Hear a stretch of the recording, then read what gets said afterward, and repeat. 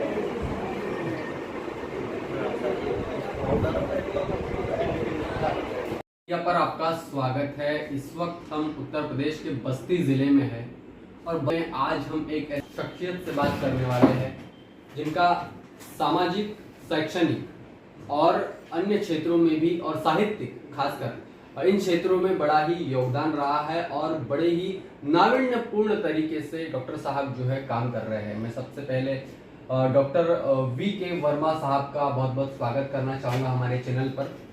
और डॉक्टर साहब के बारे में अगर मैं संक्षिप्त जानकारी अगर आपको बता दूं तो डॉक्टर साहब ही काफ़ी वर्षों से स्वास्थ्य क्षेत्र में काम कर रहे हैं, डॉक्टर है और खुद का 150 बेड का हॉस्पिटल चलाते हैं जहां पर वो निःशुल्क सिर्फ मामूली शुल्क लेते हैं जिससे उनके दवाइयों का खर्चा निकल रहा हो और मरीजों की तत्पर सेवा में हमेशा वो कार्यरत रहते हैं। इसके साथ में साहित्य में भी डॉक्टर साहब का बड़ा काम है। अनेकों कविता और दर्जनों किताबें डॉक्टर साहब ने लिखी है और उसके साथ ही शिक्षा क्षेत्र में भी बहुत बड़ा योगदान है जहां पर पैरामेडिकल कॉलेज है और विभिन्न तरीके के जो मेडिकल से संबंधित कॉलेज है उन क्षेत्रों में भी डॉक्टर साहब ने बहुत बड़ा योगदान दिया है। और खासकर जो गरीब तबके के बच्चे हैं, जो आर्थिक तबके से पीछे हुए हैं, पिछड़े बच्चों को खासकर शिक्षा में किस तरीके से अग्रसर किया जाए, इसलिए डॉक्टर साहब है मैं फिर से स्वागत करना चाहूंगा। और मैं डॉक्टर साहब से यह जानना चाहूँगा, सर आप क्षेत्र में आते हैं और आप इस तरीके से जब इस क्षेत्र में काम करते हैं तो आपको पहले आपके प्रेरणा स्रोत क्या रहे? देखिए, हर व्यक्ति को कुछ न कुछ सोच होनी चाहिए और एक उद्देश्य होना चाहिए कि हमको भविष्य में क्या करना है। इसी उद्देश्य को लेकर के जो बचपन में ही मैं इंटरमीडिएट पास किया तो जो मेरी पढ़ाई शुरू एडमिशन हो गया तो मुझे ऐसा लगा कि जनसेवा से बड़ा कोई सेवा नहीं है और इससे बड़ा कोई धर्म नहीं है। तो इसी उद्देश्य को मानते हुए मैं शुरू से ही मेरे ललक थी कि मैं जनसेवा करूं। तो मैं सरकारी क्षेत्र में पहले शुरुआत में न जा करके अपने इस ग्रामीण अंचल में, चूँकि हमारा बहुत पिछड़ा इलाका था बस्ती जनपद का, तो यहाँ कोई स्कूल नहीं थे, कोई अस्पताल नहीं थे। तो पढ़ लिख करके जब मैं आया तो सोचा कि अपने ही क्षेत्र के जनता की सेवा करूं। तो इसी उद्देश्य को लेकर के मैं यहाँ एक क्लिनिक का पहले शुरुआत किया और क्लिनिक 89 में 1989 में क्लिनिक की शुरुआत किया और उसी समय साथ साथ एक प्राइमरी स्कूल मैंने खोला 1 से 5 तक। और जो बच्चे बढ़े वही 1 से 5 तक थे, तो फिर जूनियर किया, फिर बालिका जूनियर किया, फिर बालिका इंटर कॉलेज। इस क्षेत्र में कोई बालिका का विद्यालय नहीं था तो बालिका का विद्यालय खुलवाया। आज बालिका विद्यालय बच्चों का इंटर कॉलेज है, 2 जूनियर है, प्राइमरी है। और क्लिनिक आज 1989 से होकर के आज 150 बेड का, जिससे आपने बताया 150 बेड के, जो कि निःशुल्क है, सब कुछ निःशुल्क है, यहाँ कोई चार्ज नहीं, आप महीनों मरीज भर्ती रहे। तो इसलिए कि मैं गरीब परिवार से हूँ और किसान परिवार से हूँ, तो मैं दुख दर्द आम जनता की समझता हूँ। क्योंकि जो आदमी जमीन से जुड़कर रहता है, जुड़ा रहता है, वो जानता है कि क्या होता है, गरीबी क्या होती है। तो मैंने अपने जीवन में अपने लोगों की, अपने जिले जनपद के लोगों की और अपने जहाँ मेरा जन्मभूमि है क्षेत्र के लोगों की सेवा करने का मैंने व्रत लिया। लेकिन डॉक्टर साहब, एक बहुत बड़ा, अगर हम इस बात को सोचा जाए कि जहाँ पर जो डॉक्टर, एक जो क्षेत्र है, चिकित्सा क्षेत्र है, जहाँ पर लोग सिर्फ पैसे कमाने के लिए आते हैं, जहाँ पर हमने कोविड का भी दौर देखा और कोविड के भी दौर में आपने बहुत मरीजों की सेवा की, लोगों को वो सुविधा इतने कम दाम में दिलवाई जहाँ पर लोगों ने इसका बिजनेस बना रखा था, जहाँ पर लोगों ने इसका व्यापार बना रखा था। ऐसे में भी आपने लोगों की सेवा की, उस संदर्भ में थोड़ा बताएं। देखिए, कोविड जब चला तो उस समय आम जनता से परेशान था, पूरे देश या पूरा विश्व में सभी लोग परेशान थे। तो उस समय मैं आइसोलेशन में जिला अस्पताल में ड्यूटी कर रहा था। तो मुझे लगा कि आम जनमानस के लिए कुछ करना चाहिए, तो उसी उद्देश्य के लेकर मैंने एक कविता की किताब लिखा, पर डे एक कविता लिखा था। और ये अस्पताल मेरा उसमें 100 बेड का था। मैंने यहाँ आशुतोष जिलाधिकारी महोदय रहा करते उसमें वर्तमान थे, उनको मैंने ले जाकर के ये पत्र सौंप दिया कि ये अस्पताल आप जिस रूप में चाहे उस रूप में आप प्रयोग कर सकते हैं। मैंने दान स्वरूप उनको दे दिया कि आप जिस रूप चाहे कर सकते हैं। तो उस समय कोरोना पीरियड में जो लोग 4000-5000 घंटा लेते थे ऑक्सीजन, उस समय हमारे यहाँ 100 रुपये घंटा ऑक्सीजन का चार्ज था। बेड चार्ज तुम्हारे यहाँ कुछ सही नहीं है। आईसीयू का चार्ज 500 रुपये पर डे, तो एकदम न्यूनतम चार्ज जो कि अस्पताल का खर्चा निकल सके, जिसे क्योंकि वो अगर उतने ऑक्सीजन का दाम कहाँ से आएगा, फिर अस्पताल खर्चा कहाँ से आएगा, बिजली पानी सब कुछ। तो एकदम न्यूनतम चार्ज हमारे यहाँ बेड चार्ज एकदम निःशुल्क है। कोई जितने 70 का स्टाफ, कोई डॉक्टर फीस नहीं ले सकता, कोई स्टाफ से कोई पैसा नहीं ले सकता। केवल दवा का जो न्यूनतम, दवा खरीद के आती है, दवा का जो न्यूनतम चार्ज होता है वो लिया जाता है। तो डॉक्टर साहब, जहाँ पर आप इस तरीके से काम कर रहे हैं और न्यूनतम फीस में आप काम कर रहे हैं, तो आपका शिक्षा में भी काफी योगदान है और अच्छा काम है, चिकित्सा में तो काम ही कर रहे हैं, और साथ साथ आप उन युवक और युवतियों को रोजगार देने का भी काम कर रहे हैं। तो ये भी एक बड़ा अवसर हो जाता है, जो लोग पढ़ लिख कर आगे बढ़ना चाहते हैं उनके लिए भी। और मेरा एक सवाल ये रहेगा कि जिस तरीके से आपके काम की जिला अधिकारी के द्वारा और भी बड़े बड़े जो अधिकारी है और स्वयं राज्यपाल महोदया ने भी उस समय के आपके काम की प्रशंसा करके आपको पुरस्कृत किया, वो एक किस्सा क्या था, वो जरा बताइए सर। अब देखिए, वो जब आदमी काम करता है तो उसका समीक्षा और लोग करते हैं और संस्थाएं करती हैं, और जब सम्मान मिलता है तो कार्य करने की प्रेरणा बढ़ जाती है, ऊर्जा बढ़ जाती है, थोड़ा सा हौसला बढ़ जाता है।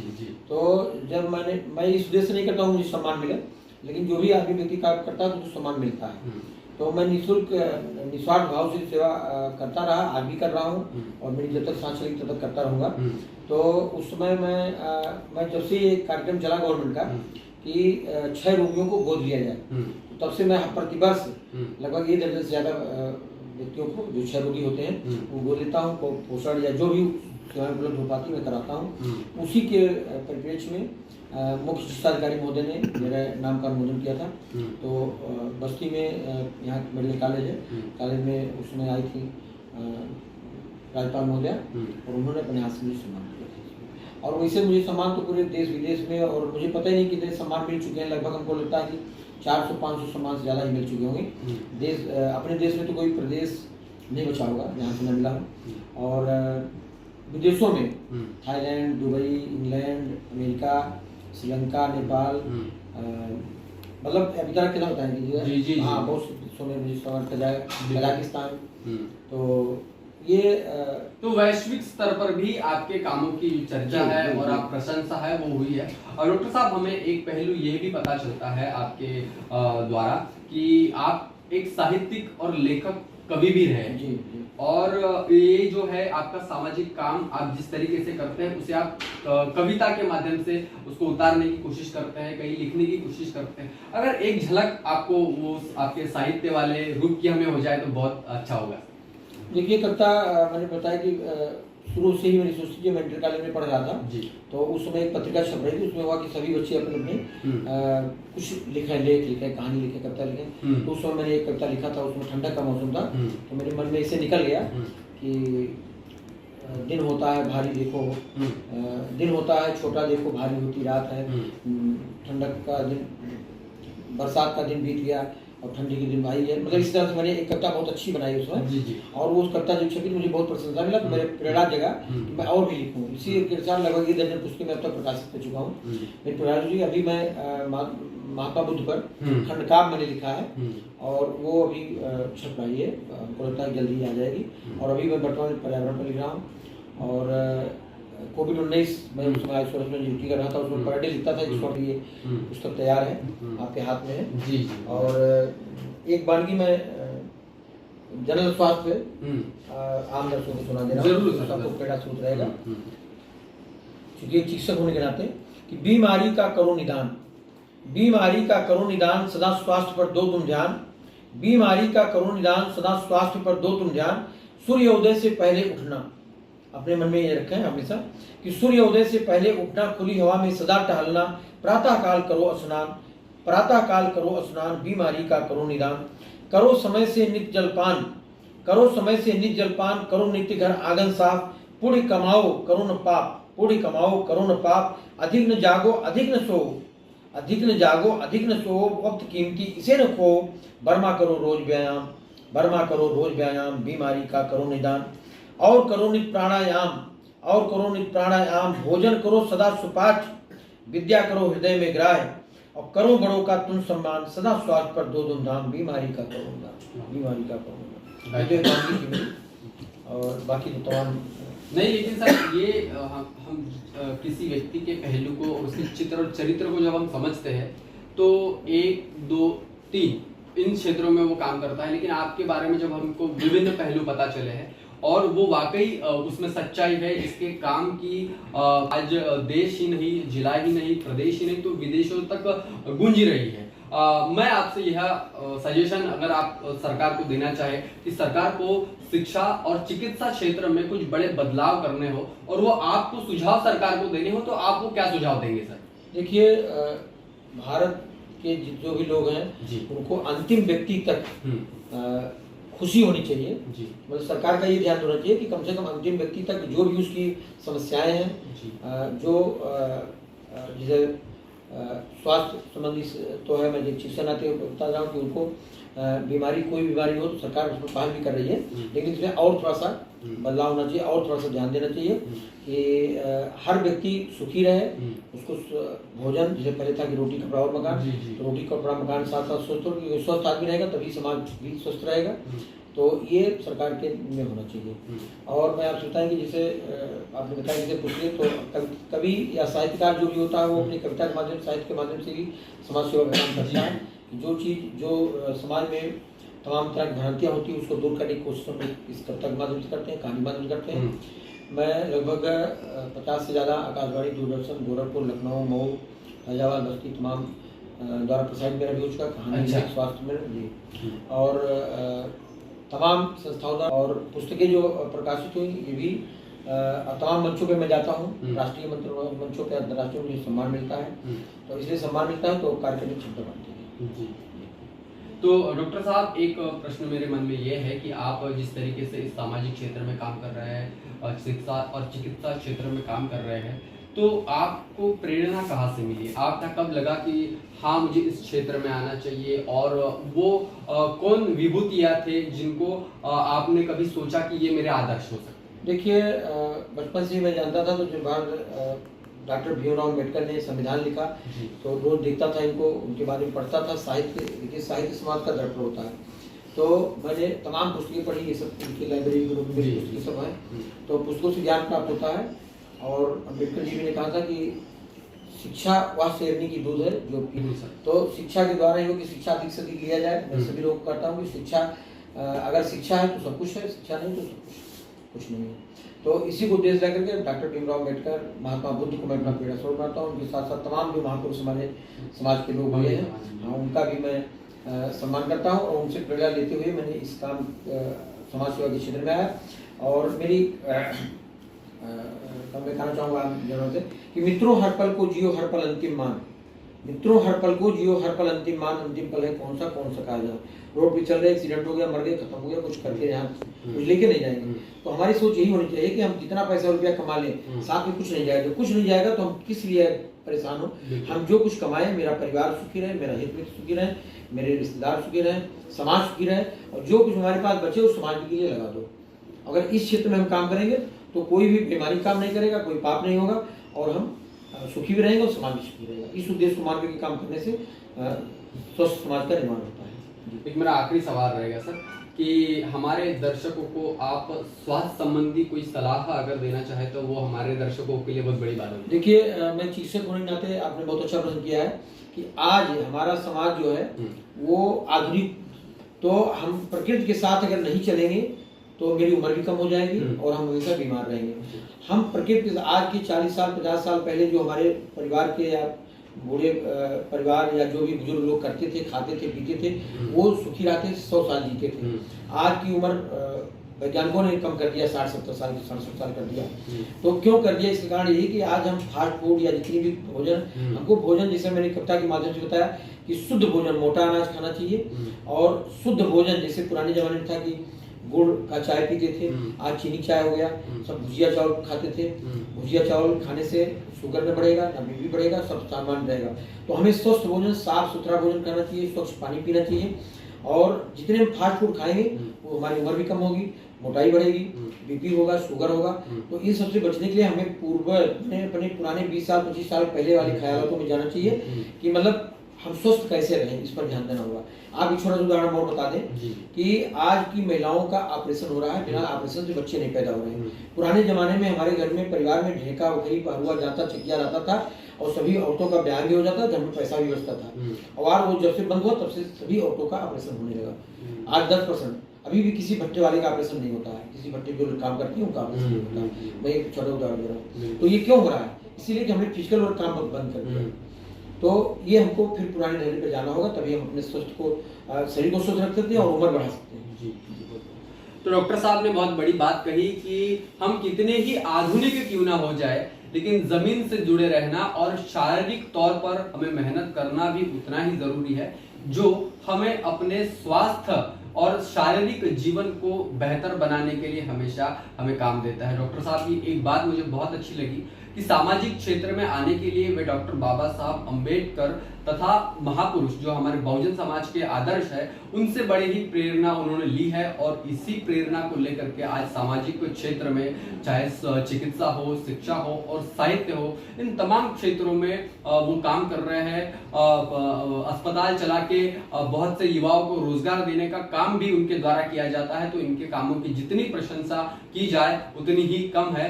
फिलहाल हम आज के इस आवाज विशेष एपिसोड में यही रुकते हैं। आप देखते रहिए आवाज इंडिया टीवी। धन्यवाद। धन्यवाद डॉक्टर साहब। छोटे बच्चों वाला नहीं तो प्रेक्षण तो उधर है, सिवा कॉलोनी में अंदर बहुत, लेकिन पढ़ाई बहुत नंबर 1 नंबर 1 पर डॉक्टर साहब, आप पेशेंट को देखते रहो। आप आज मेरा बाबू है, एक मिनट कितना है? बाबू इधर आ जाओ, इधर आओ, इस साइड में आ जाओ बाबू, इस साइड में बाबू, इधर बाबू।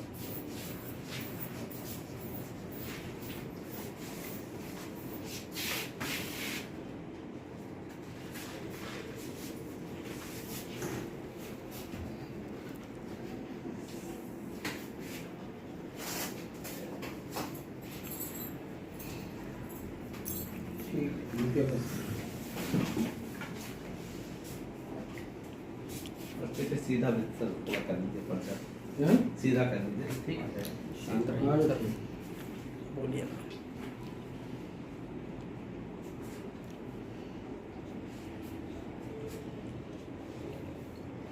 अल्ट्रासाउंड भी करवा लो, एक बार दवा लिख के, ठीक है?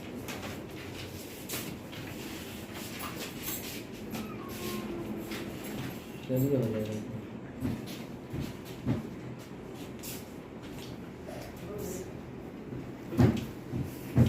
इनका भी फील आपके लिए।